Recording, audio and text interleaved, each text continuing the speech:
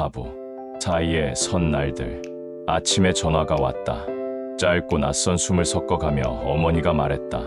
병원에서 다음 주에 다시 오라더라. 다시, 다음 주. 두 단어가 식탁 위 밥그릇처럼 덩그러니 남았다. 출근 준비 중이던 너는 냉장고에 붙은 일정표를 확인했다.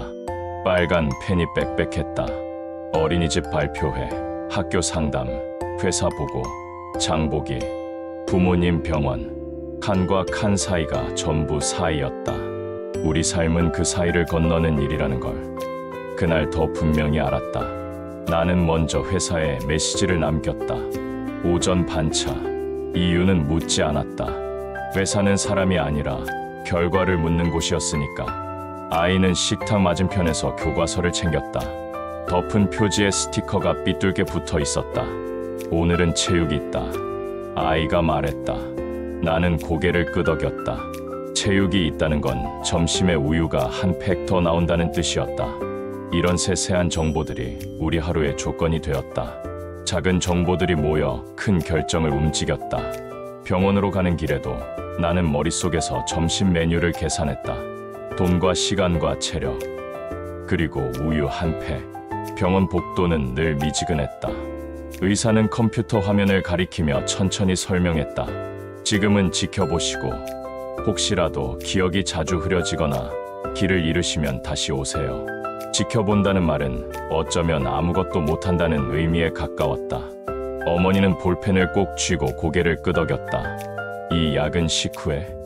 네, 식후. 어머니는 다시 묻고 다시 적었다. 글씨가 작고 매달렸다. 어머니의 글씨를 보며 이상하게 마음이 저렸다. 글씨가 나이를 먹는 걸 그때 처음 보았다. 병원에서 돌아오는 길, 아버지는 조용했다. 바지 주머니에 손을 넣었다 뺐다 하더니 말했다. 예전에는 이런 길을 눈 감고도 다녔지. 옆에서 어머니가 웃었다. 당신은 눈 뜨고도 길 잃었잖아. 웃음은 짧았고 웃음 뒤에 침묵은 길었다. 나는 방향 지시등을 켰다. 깜빡이는 소리가 어딘가 속도를 잃고 끊어지는 듯했다. 어쩌면 우리도 가족도 속도를 조금 잃어야 할 때인지 모르겠다. 잃어야 지키는 것들이 있는 법이니까. 집에 돌아오자마자 너는 아이의 숙제 노트를 펼쳤다. 가족 소개를 그림으로 그리기. 크레파스를 꺼내놓고 아이는 잠깐 멈췄다. 할아버지 머리가 하얗게 됐어. 아이는 흰 크레파스를 들어 올렸다. 그 작은 손끝에서 순간적으로 무게가 느껴졌다. 아이는 하얗게 칠한 머리에 노란 점을 콕 찍었다. 여기 귤 껍질 붙이는 사람. 벽에 남은 삼각형 조각을 아이는 기억하고 있었다. 귤 껍질. 우리의 가난과 버팀과 웃음이 동시에 붙어있던 조각. 아이의 그림 속 할아버지는 귤 껍질을 붙이는 사람으로 남았다. 슬프고도 고마운 정이었다. 저녁이 되어 너는 부모님 반찬을 따로 담았다. 김치, 무나물, 잡곡밥, 매운 건 조금만. 그 말을 너는 습관처럼 덧붙였다. 나는 젓가락을 내려놓고 부탁했다. 이번 토요일에 같이 갈래? 너는 고개를 끄덕였고 그 끄덕임 뒤에서 작은 한숨이 스며나왔다. 우리는 잘 버티고 있지만 버틴다는 건 동시에 조금씩 무너진다는 뜻이기도 했다. 우리가 무너질 때마다 아이의 그림 속 삼각형이 조금씩 더 커지는 것 같았다. 그래서 주말마다 우리는 그 삼각형 앞에 서서 손끝으로 살짝 누르듯 버텼다. 토요일 아침 우리는 도시락을 싸서 부모님 집으로 갔다. 현관문을 열자 익숙한 냄새가 났다. 오래된 장판 냄새, 햇볕을 오래 먹은 이불 냄새, 그리고 약간의 약 냄새. 어머니는 우리를 보자마자 손을 털었다. 아이고, 먼 길 오느라 힘들었지. 먼 길이라 해봐야 차로 1시간. 하지만 어머니의 말에는 거리보다 시간이 담겨 있었다.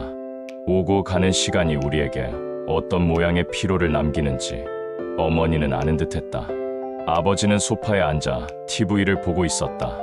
화면 속 바다는 파랬고 화면 밖에 아버지 눈은 무색했다.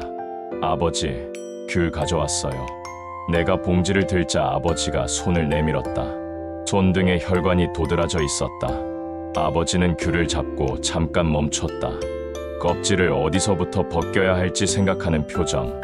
한참 뒤에야 손톱으로 귤의 허리를 그었다. 껍질이 천천히 벗겨졌다.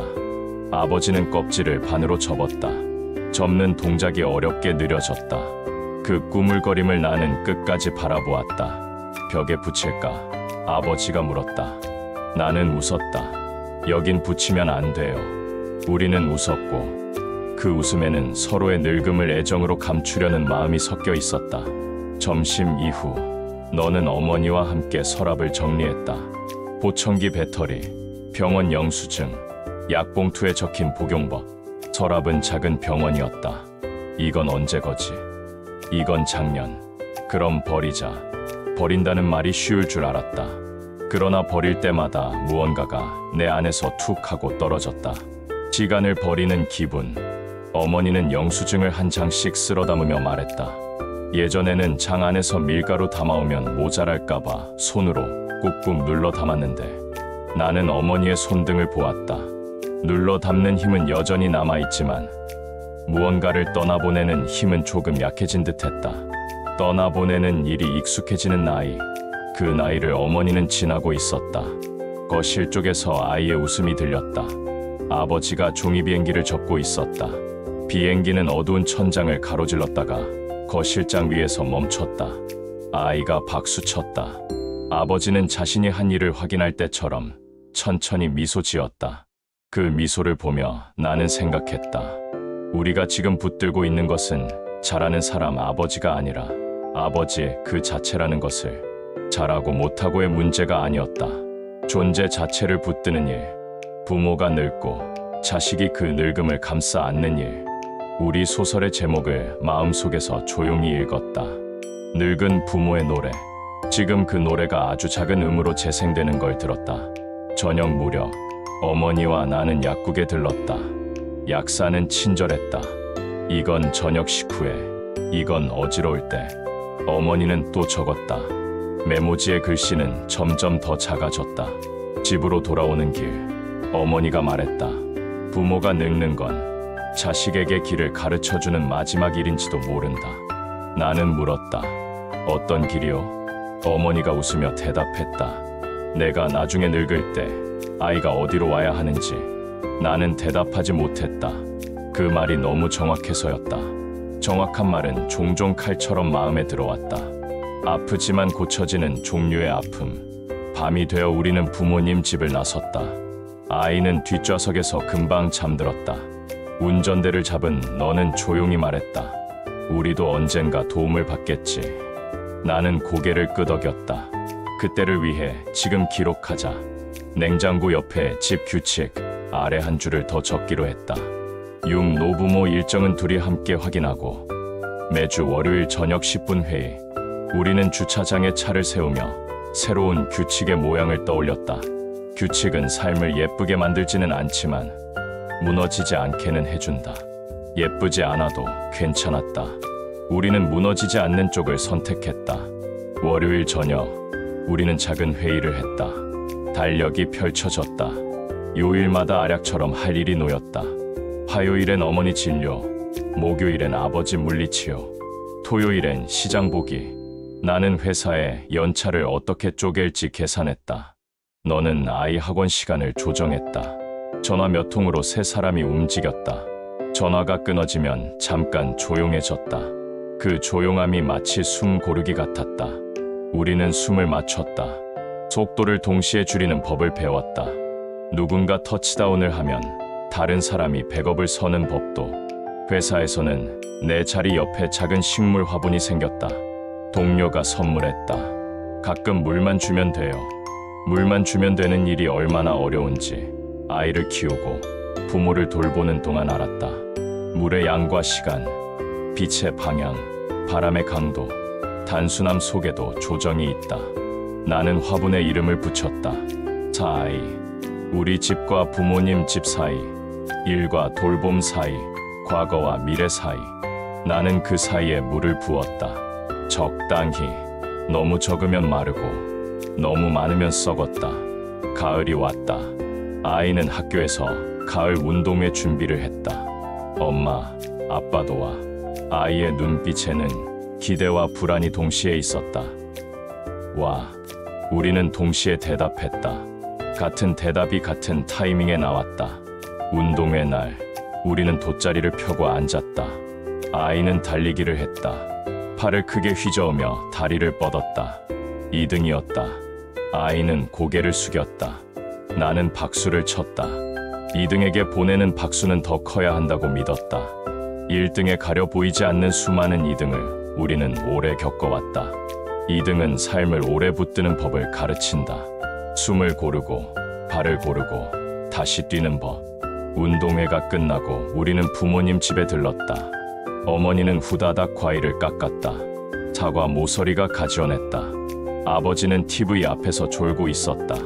내가 아버지하고 부르자 아버지가 눈을 떴다. 운동회? 응. 몇 등? 나는 아이를 쳐다보았다. 아이가 씩 웃었다. 2등. 아버지가 고개를 끄덕였다. 그래, 2등이 오래 가. 그 말은 이상하게 힘이 있었다. 오래 가는 것. 우리는 오래 가고 싶었다. 오래 가려면 천천히 가야 했다. 천천히 가려면 서로를 보아야 했다. 겨울에는 손이 갈라졌다. 부모님 집 보일러가 자주 꺼졌다. 기사님이 왔다. 배관이 오래돼서 오래라는 말이 견고하게 느껴졌다. 우리는 보일러를 고쳤다. 그날 밤 어머니가 전화했다. 따뜻해. 2 글자의 문장이었다. 나는 잠시 휴대폰을 들고 아무 말도 하지 않았다. 따뜻하다는 말이 이렇게 직접적이었던 적이 있었나. 겨울마다 우리는 따뜻한 것들로 서로를 덮었다. 아이의 이불, 너의 목도리, 부모님 집 보일러, 그리고 말도 보일러가 될 수 있다는 걸 그해 겨울에 배웠다. 연말이 다가오자 장부를 다시 펼쳤다. 수입과 지출 사이에 부모님이라는 항목이 새로 생겼다. 의도한 예산은 늘어난 비용을 따라가지 못했다. 그러나 장부 마지막 칸에는 기묘하게도 남는 것이 있었다. 시간을 함께 보낸 횟수, 웃음의 횟수, 덜 다퉜 날의 숫자가 셈할 수 없는 것들을 셈하려는 버릇이 생겼다. 그래서 장부의 모서리에 나는 조그맣게 썼다. 올해에 남은 것 같이. 숫자 대신 단어는 잔액이 마이너스일 때도 남는다. 어느 밤 아버지가 넘어졌다는 전화가 왔다. 심장은 곧장 속도를 올렸다. 우리는 아무 말도 하지 않고 신발을 신었다. 병원 복도에 앉아 순서를 기다리는 동안 아이는 내 손을 꼭 잡았다. 손이 작았다. 그러나 그 작은 힘이 내 숨을 붙들었다. 의사는 크게 다치진 않았습니다라고 말했다. 말 끝에 안도의 공기가 흘렀다. 집으로 돌아와 불을 끄려다 나는 벽의 삼각형을 한참 바라보았다. 오래된 삼각형 옆에 나는 새로운 삼각형을 하나 더 붙였다. 말라가는 귤 껍질 2개 사이에 우리의 시간이 낄 자리를 남겼다. 둘 사이의 좁은 틈, 거기에 우리는 손가락을 얹었다. 넘어지지 않기 위해. 너와 나는 침대에 누워 오래 말하지 않았다. 말하지 않아도 알게 되는 문장들이 있었다. 오늘은 그 문장들을 서로의 어깨에 얹고 눈을 감았다. 초침이 벽을 긁었다. 한 번, 또 한 번. 그 소리 사이로 나는 어머니의 말이 떠올랐다. 부모가 늙는 건 자식에게 길을 가르쳐주는 마지막 일. 그 길은 병원과 집, 회사와 학교, 시장과 약국을 잇는 길이었다. 그 길을 우리는 서로 번갈아 걸었다. 번갈아 걷는 동안 우리 발소리는 점점 닮아갔다. 닮음이 낯설지 않게 되었다. 봄이 오면 부모님을 가까운 공원으로 모시고 가자고 약속했다. 벤치에 앉아 해를 쬐어야 한다고 의사가 말했다. 해를 쬐는 일이 이렇게 계획을 세워야 하는 일이었나. 우리는 달력의 일요일에 연필로 동그라미를 그렸다. 그 동그라미 안에서 우리는 잠시 쉬기로 했다. 쉬는 법을 배우는 것도 돌봄의 일부였다. 쉬어야 오래 간다. 오래 가야 노래가 끝까지 들린다. 아이의 키가 어느새 내 가슴을 넘었다. 아이는 가끔 내 어깨에 턱을 얹었다. 아빠, 무거워. 괜찮아. 괜찮다는 말에는 여전히 많은 뜻이 들어있었다. 그러나 그 뜻들은 더 이상 우리를 찌르지 않았다. 오래 붙들어 본 단어는 가장자리부터 무뎌진다. 무뎌진 말로 우리는 서로를 다치지 않게 했다. 밤이 되어 너는 잠든 아이를 덮고 나와 내 옆에 누웠다. 우리 잘하고 있어? 내가 물었다. 너는 잠시 생각하더니 대답했다. 잘하고 있어. 계속할 수 있을 만큼. 그 말이 마음에 오래 머물렀다. 잘하는 것보다 중요한 건 계속하는 것. 부모의 노래는 고음도, 화려한 애드리브도 필요 없다. 박자를 놓치지 않는 것. 숨이 차도 이어가는 것. 누구도 듣지 않는 밤의 무대에서 우리는 그 곡을 계속 불렀다. 내일 아침 냉장고 옆에 종이에 우리는 또 한 줄을 더 쓸지도 모른다. 서로의 부모 안부를 먼저 묻기. 작은 규칙이 하나 늘어나면 큰 싸움 하나가 줄어든다. 규칙은 우리를 낡은 집처럼 보이게도 하지만 낡은 집이 쓰러지지 않도록 붙이는 못이기도 하다. 못이 늘어나면 벽에는 자국이 남는다. 자국이 많아지면 벽은 이야기가 된다. 우리 벽엔 이미 삼각형 몇 개와 못 자국이 있다. 그 사이로 빛이 들어온다. 아주 얇지만 분명한 빛. 나는 벽을 한번 만지고 불을 끈다. 초침이 또 한 번 벽을 긁는다. 오늘의 사이가 끝나고 내일의 사이가 시작된다. 우리는 다시 그 사이를 건넌다. 서툴지만 같이.